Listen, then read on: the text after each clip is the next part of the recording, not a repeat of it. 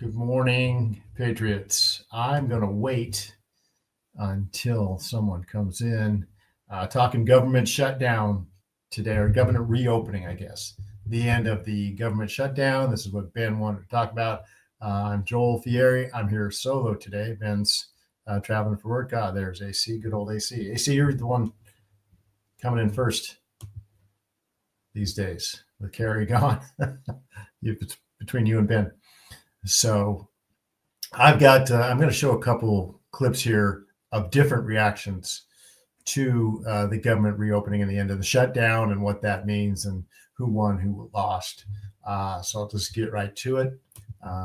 This is Dr. Steve Turley, one of our favorites here on This Way Network, and going to give you his take.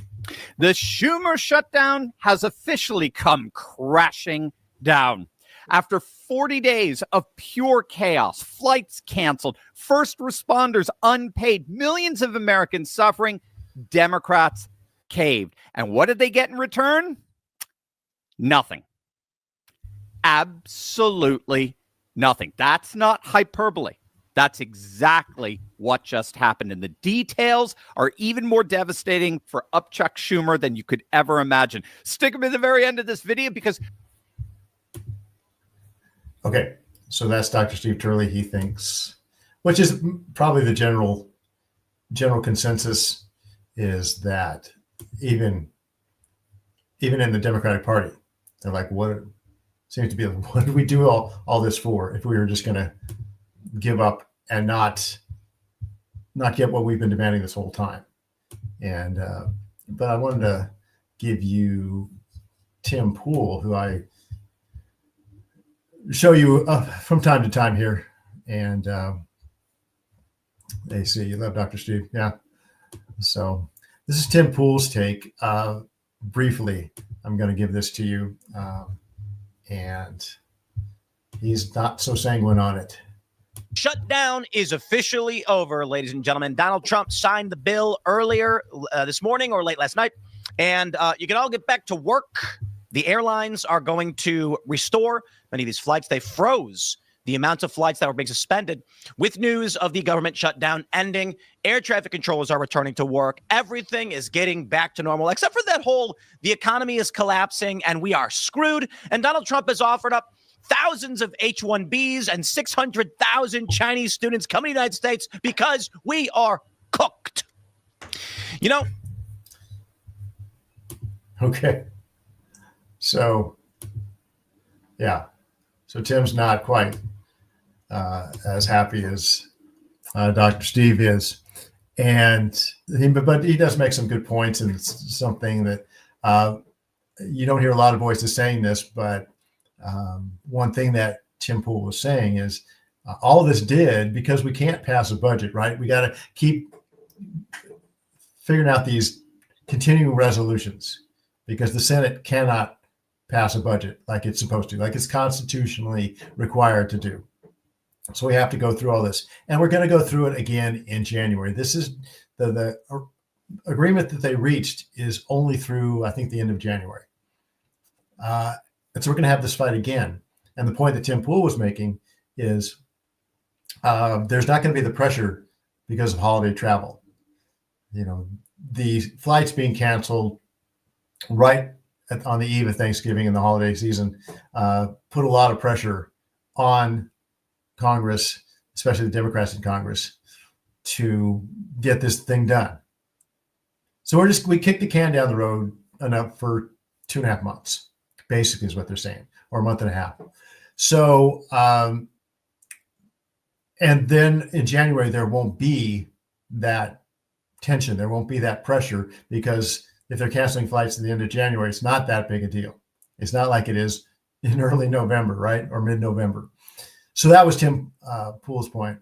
Steve Turley's point was, you know, the base is angry at Chuck Schumer and Hakeem Jeffries and all these Democratic leaders. And this is going to further exacerbate the civil war within the Democratic Party, which is the bigger story. Everyone talks about the civil war in the country, which is not, they're not wrong. But the first civil war that's going to have to be fought is in the Democratic Party, between the radicals that have taken over the party and the quote unquote moderate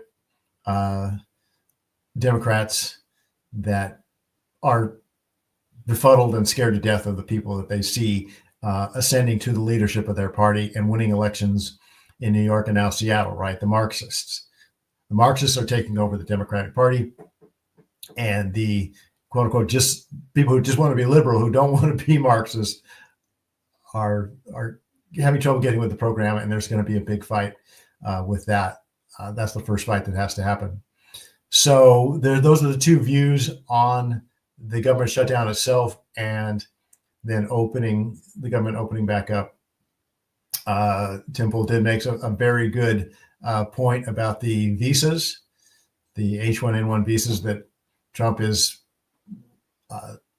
putting forth, signing a lot of visas for people from China, from Korea to come in. He's saying it's to train our workers as we start making computer chips here, as we start building ships here, because we don't know how to do it. We haven't done it in so long. This is Trump's line, the Trump administration line. We need to bring in all these foreign workers to teach us how to do it. The more experienced of us are saying, and then they'll go back. They're saying they're going to come in, train us, and then they'll go back to their country of origin, which, it's a big stretch to get most people to believe that in 5 or 6 years, after these workers are done training us in whatever it is, microchips or shipbuilding or whatever, that they're going to go home, that they're not going to be permanent, because there's no guarantee what administration is going to be in power at the time. And when it comes to immigration, it's hard for us to believe anything. So, and a lot of people in the MAGA movement are very upset about that. But as Tim Pool says, some people aren't upset about anything that Trump does. And another point that Tim Pool made is this is just the continuation of the Biden budget. We're still spending like crazy. There's a thought out there that the shutdown happened because we had to stop spending money because we're coming to the end of our rope. Okay, our debt has become so big that we may soon start to default, and if we could just take 40 days and not spend any money, maybe that give us a reprieve. So yeah, so there's a lot of different takes. For the most part, I know Ben was thinking this, and when he wanted to do the show on this, that the big story was that this is a huge win for the Trump administration. It's a huge defeat for the Democrats, which I agree it is. It really is. Tim Pool seems to think they're just pretending because they basically still have everything they had before. But, there's just optics is a big thing in politics, right? And this is a loss. This is the Trump administration winning a budget battle, the shutdown battle against the Democrats. And optics is probably the main thing. So that probably is the story. AC, you agree too. What do you agree with? Tell me what you agree with. Because I've thrown out two different sides here. But I think to me, it is a mixed bag because we did just kick the can down the road to the end of January. And really, who knows what the Democratic Party is going to be like in just 2.5 months from now. Because what's happening in the Democrat Party is huge. And it is a civil war with gigantic ramifications for the whole country. If one of our two major parties, the one that's basically owns half the country, is Marxist, that's going to be a big, big problem for the United States of America. It really is. And we better wake up to what it is we're going to be fighting in the political arena. Because this is a complete, what did Barack Obama say 20 years ago, close to 20 years ago, this is a complete change in the fundamental. This is fundamental change in America, and fundamental means what is this country really made out of? what is our fundamental, what are our fundamental values, what is our fundamental reason to exist. If that changes, folks, we've got huge issues in this country. So, like I said, I think it's a mixed bag. I think okay.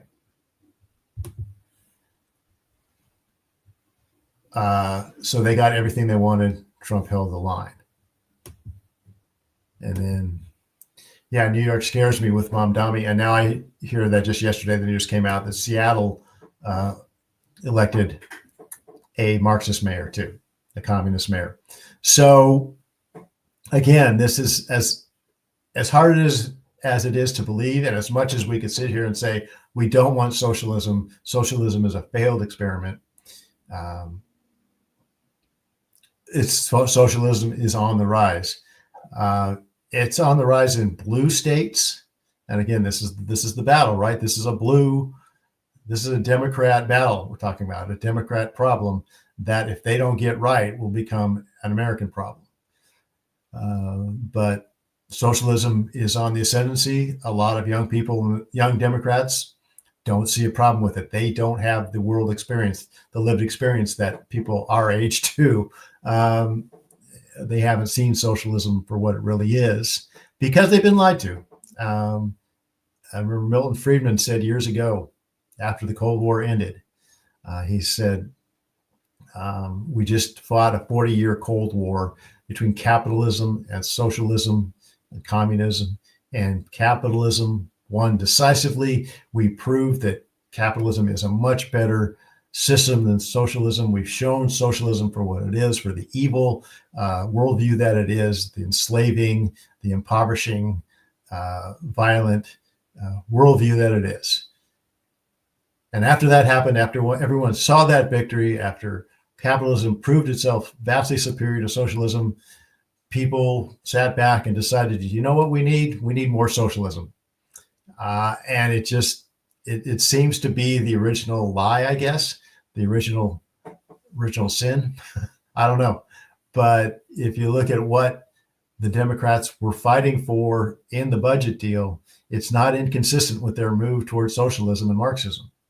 It's really not. Nothing screams socialism like national health care, right?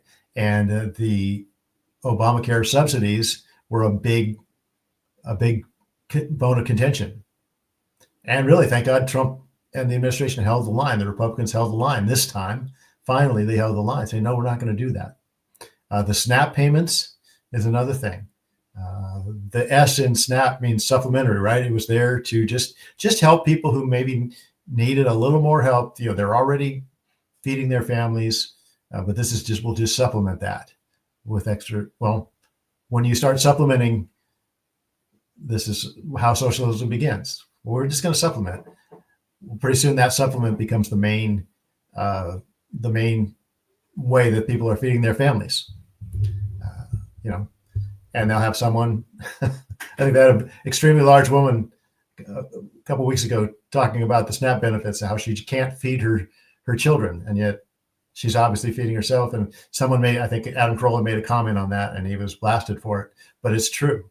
This is the state of a large part of the left. It's just milk the government for everything you can. Put the government in charge of everything we possibly can, whether it's grocery stores in New York, buses, Seattle, who knows what's going to be in Seattle, probably the same types of things.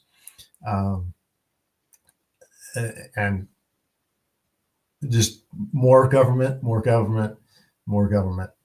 So that's where we're at right now. It is a battle between capitalism and socialism and communism. Might as well call it what it is. And the capitalist side, the Republican side, seems to have steeled its spine. But on the other hand, the socialism side now has laid bare what it really is, and people are still voting for it. So we're at a tipping point in the country of which way this is going to go. And I think these midterm elections will be everyone says these elections are the biggest in our lifetime, and maybe every subsequent election is going to be bigger than the one before it. But these elections coming up will tell us a lot about the state of the country. And yesterday I talked about the book Shepherds for Sale by Megan Basham, about how the left has tried to infiltrate the Christian right with woke ideas, spending millions and billions of dollars buying off pastors and seminaries, and to get them to try and get their congregations and their worshipers to be more woke, and to buy these political campaigns to actually buy into the political action that the left wants to take to advance socialism, and how successful they've been. So coming up is going to be a huge, the election is going to be a huge bellwether for the nation. It's also going to be a huge bellwether for the church and for God's, for the body of Christ. Because really what this all boils down to, what this fight is showing us, this is the fight that the Bible talks about. And Jesus talked about it. And I want to give you the verse that may not at first glance be talking about the whole issue, but I think it really does. And this is Jesus on Mark 12, 15 through 17. And I'm going to make it a little bit bigger here. Hopefully I can. I've got new internet, or better internet. So hopefully I won't be all choppy and things are coming through. Let me double check that we're okay here. Right. So I'm just going to read it here. This is the story, obviously, of the Pharisees coming to Jesus and talking about paying taxes. So they're talking about paying taxes to Caesar. Should we pay or shouldn't we? But Jesus knew their hypocrisy. Why are you trying to trap me? He asked. Bring me a denarius and let me look at it. They brought him the coin, and he asked them, whose image is this and whose inscription? Caesar's, they replied. Then Jesus said to them, give back to Caesar what is Caesar's, and to God what is God's. And they were amazed at him. Okay. So most people use this verse to justify that, hey, we need to pay our taxes and we need to obey our government. But that's not what this story is about. Give to Caesar what is Caesar's is only half the problem, or is only half the answer to the issue. After he says, give to Caesar what is Caesar's, he says, and give to God what is God's. Well, what is God's? And what does that got to do with Caesar? Well, I've said this many times. The nature of Caesar is to take the things that are God's. Think about it. Whether or not, what, even to the fundamental, how we see ourselves, how we are created. Mike Johnson's here. Saying hi to AC. Hi, Mike. How you doing? So think about all the things that socialism, this rise of socialism, and what the Democrats were fighting for. Really, it's really Caesar. They want Caesar to take what is God's. Even to the fundamentals. Go back to Genesis 1. What is the first thing God tells us? Be fruitful. Well, the first thing he does is creates us male and female. Well, he creates the earth, and then when he creates man, he creates the male and female. Well, we can see an assault on that. And that is God's. Our identity is given us from God. That is God's. But Caesar wants to take that. Caesar wants to tell us that no, that's not our identity. Our identity is whatever you say it is, right? Be fruitful and multiply. Caesar wants to take that away from us too, right? And the most brutal way is through abortion, right? But even the socialism, what it does, the economic system of socialism depresses the family, right? It disincentivizes people from having children. And so the more socialistic countries get, the lower their birth rate gets. And there goes all the ramifications for that. But because that's Caesar taking what is God's, right? down the line. Okay, who takes care of the poor? Who raises your children? Go back to the children. Who raises your children? Well, you are. You're supposed to bring your children up in the fear and admonition of the Lord. But Caesar doesn't say that. Socialism doesn't say that. Socialism says, no, your children are not yours. They are society's children. Society will raise them. We'll have government daycare, government schools, into government colleges, and then they are to be faithful wards of the government. Healthcare, same thing. Everything you look at, every issue, when it gets down to its base foundation, is that tension between God and Caesar, between God and the government. The government wants to take what's God. That's why Jesus said, give to God what is God's. And we missed that. The Pharisees weren't coming to Jesus because they said, hey, we really want to know your views on taxation. No, Jesus called them out. Why are you trying to trick me? You don't care about taxes. That's not what you're asking me. You're trying to trip me up and get me to say something against Caesar. He says, I'm not buying it. That's not the issue. Caesar's not the issue. Taxes aren't the issue. It's what belongs to God and what belongs to us. And don't you dare let Caesar take what is God's. And so anyways, so that's a little soapbox of mine that I've always had. That story. Jesus is making clear there are things that belong to God that we will not give to anybody else. And socialism, by its definition and by its ideology, there's no room for God in socialism just because of that idea. Because there are things, if there is a transcendent God, that they're eternal God, all-powerful God who created us for his purposes, then socialism has no basis. Because in socialism, the government, the state, is God, and you will serve the state. That state will take things that are God's, and that's to the heart of the gospel, to the heart of this story that we believe. So, like I said, might be a little bit different take, but that's the battle that I see when we go through these government shutdowns, when we talk about budgets, when we talk about policy. It all gets down to what is Caesar's versus what is God's. So hopefully we can put that in that perspective. And as we move forward, like I said, it's going to happen again. It's going to happen in a couple months, and it might even be more nasty than this time and more drawn out. So anyways, comments, you guys are having kind of a private conversation there. So let's leave it at that. Got a little more time here. But chime in if you'd like. If you didn't catch my show, I'm going to do a little promo here. Yesterday, try and find that on This Way Network. I also have my own little page going that I'll try and give you guys some information on when I can. And because this is really filtered down into the church, and a lot of the yeah, you're listening. I know I've had this conversation before.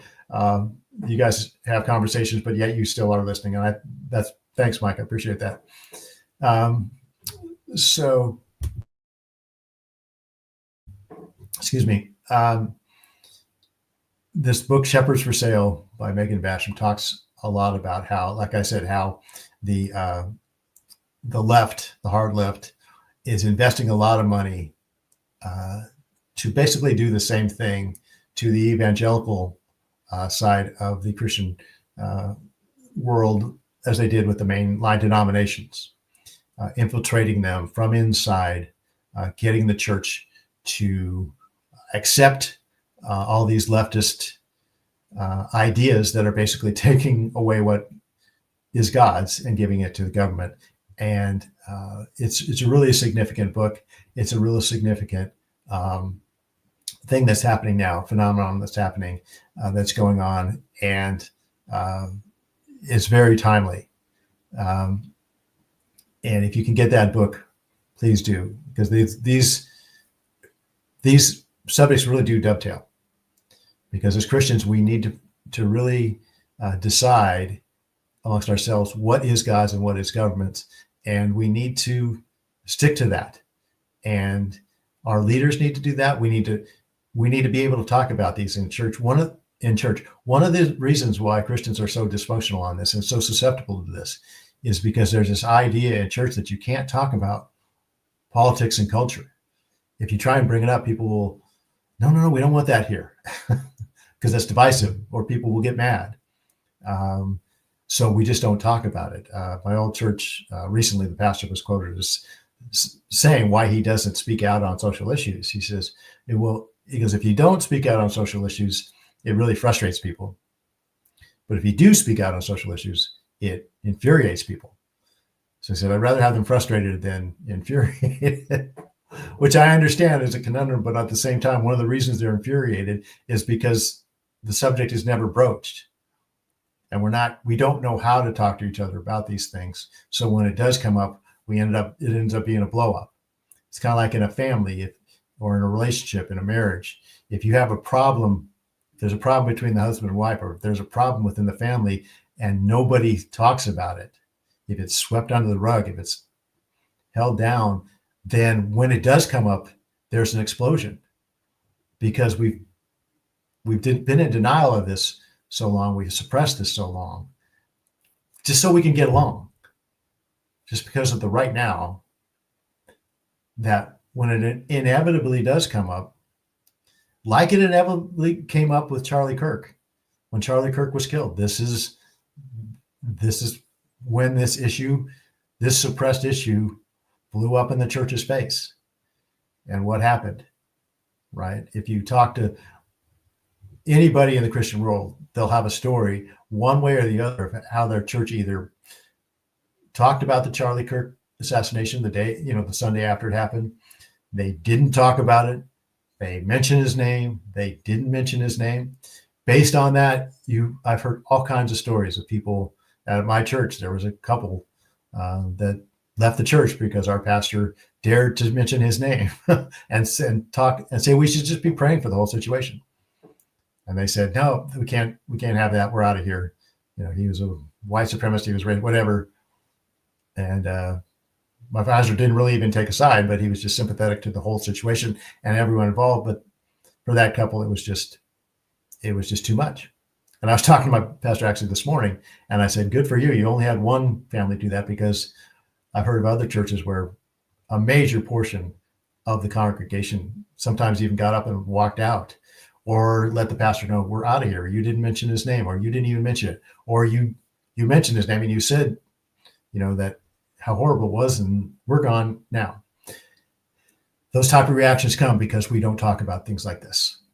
We sweep them under the rug. We don't want them bumming our worship high or our feel-good sermon or whatever it is, and therefore we're dysfunctional about it. And therefore these not so little actually, but these efforts to undermine us, to infiltrate us from the left, are having an effect because we haven't talked about this. We don't have our minds right on this. We aren't in tune with what Scripture says about these things, about social and political situations, that when this kind of thing does snake into the church, we're susceptible to it.